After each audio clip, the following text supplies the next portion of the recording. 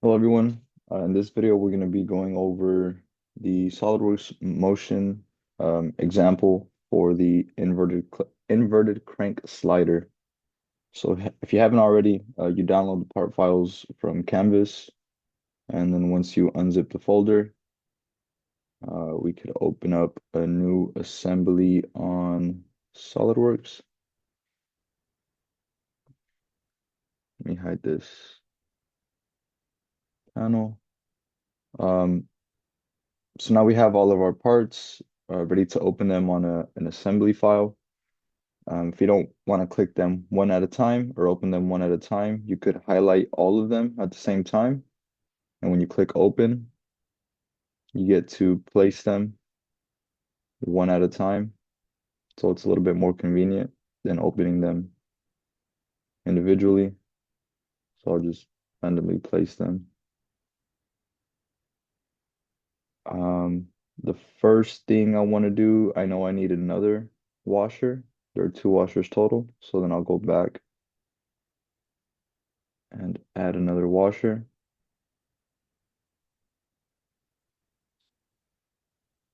It's a good habit for your first part or your foundation to whatever your assembly is, to align that with the axis coordinates on the assembly file.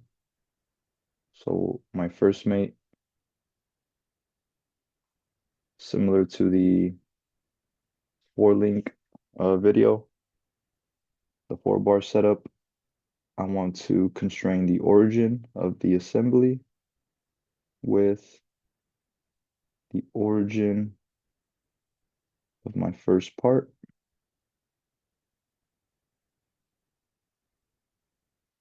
It's not absolutely necessary for this problem, but it's just a good habit to have.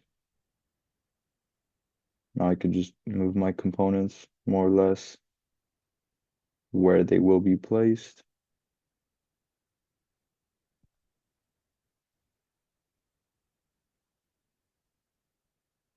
Okay, so I'll start by constraining the washers.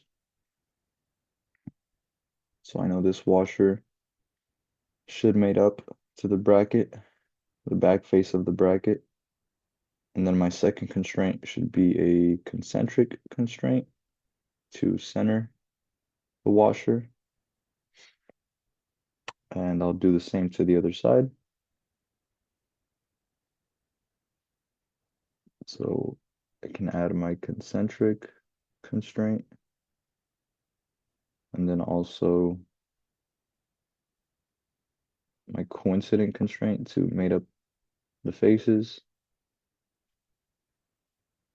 And I'll do the same with the rest of the parts. So this would be the crank. We'll make those concentric. And this one, this one isn't necessarily mated up against the bracket. So we can just move it here for now, and then we'll see how it all ends up being constrained. So for this cylinder, I do know mates up against the washer. And then I also need a concentric constraint.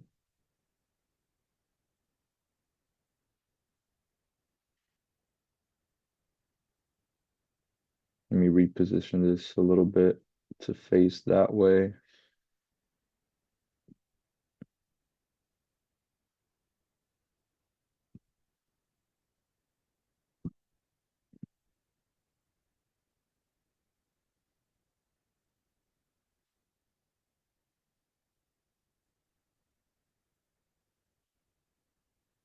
Now I can add the constraint for the piston. So this piston should be concentric about the inner walls of the cylinder. These two need to be concentric. And then also the back face of the crank should mate up against the front face of the piston. So now I believe we are fully constrained. Let me roll this.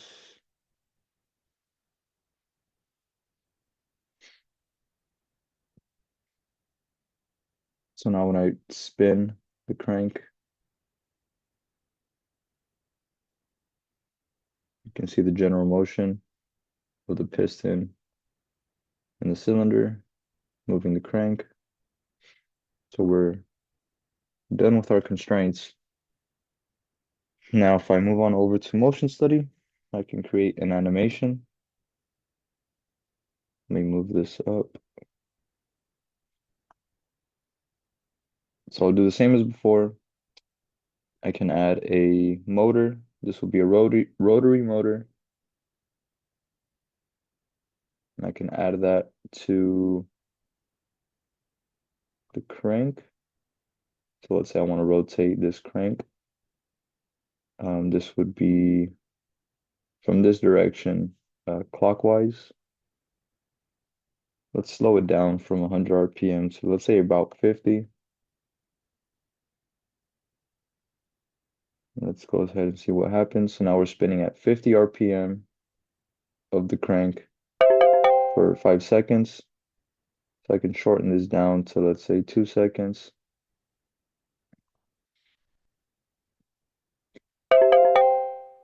Okay, and let's say now, let's see, I was spinning, was it clockwise before? This was clockwise, facing this direction. Let's say I spun that way by 50 RPM for 2 seconds, and I want to, once I'm done that with that motion, I want to spin it the other direction. So I need to add a second motor. So I'll click on motor again, still rotary type, click on the same face. Again, originally we were moving clockwise. So I can flip this. Now we're moving counterclockwise. And instead of 50 RPM, let's slow it down maybe to half that. Let's say 25 RPM. So now you can see it added the second motor. Um, the first one is clockwise. So I'll just rename this as rotary motor clockwise CW. And the second one was counterclockwise. I could rename that to counterclockwise. This we can see the difference.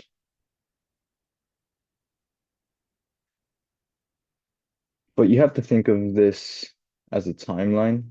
So if they're both being activated from 0 to 2 seconds,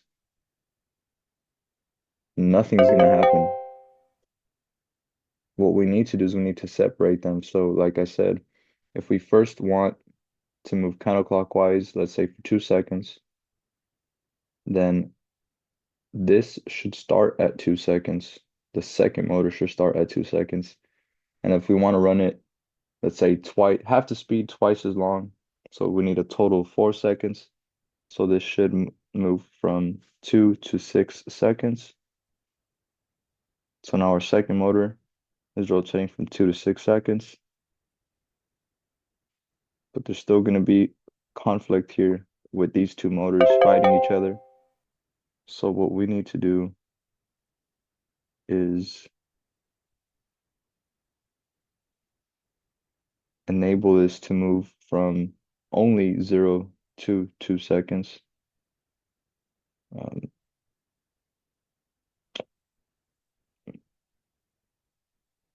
so let's see, if I drag this back to 0 and then move this to 2. So now my first motor will be rotating from 0 to 2 seconds, and my second motor going in the opposite direction will be rotating from 2 to 4 seconds. So now we're going clockwise for 2, and then counterclockwise half the speed for 4 seconds total. So yeah, that's just an important thing to know. Consider this as a timeline. So we'll do that once more. 2 seconds at twice the speed, and 4 seconds at half the speed. This was a problem pulled from assignment 11. So you guys were tasked with building the assembly, and all we're doing now is just adding upon that same assembly, adding a motion study, making this move with the motion study. I believe there was another setting that I wanted to show you guys. So this animation at the moment is moving at 8 frames per second. I don't know. You might be able to pick it up in the video. Uh, you could see the movement was a little bit choppy. That was because the low frame per second. So we can increase this, let's say to twice as much, 16 frames a second.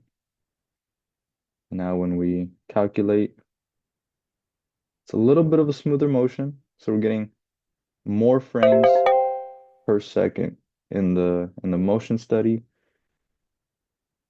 Again, it's the same motion, but it's just a little bit more of a fluid video.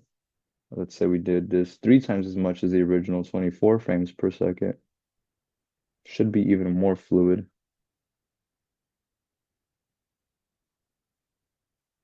So depending on what you're doing, you could run it at a higher frame per second. Generally speaking, it's more fluid of a motion. Um, but I would think that it would take more computer power to calculate or to render this higher frame per second motion. But again, just something you want to keep in mind. You find that down here in the motion study properties. Again, this was for our animation. If we do basic motion, the settings would be in this tab. But just something I wanted to show you guys. So that was pretty much it for this SolidWorks motion study. Thank you.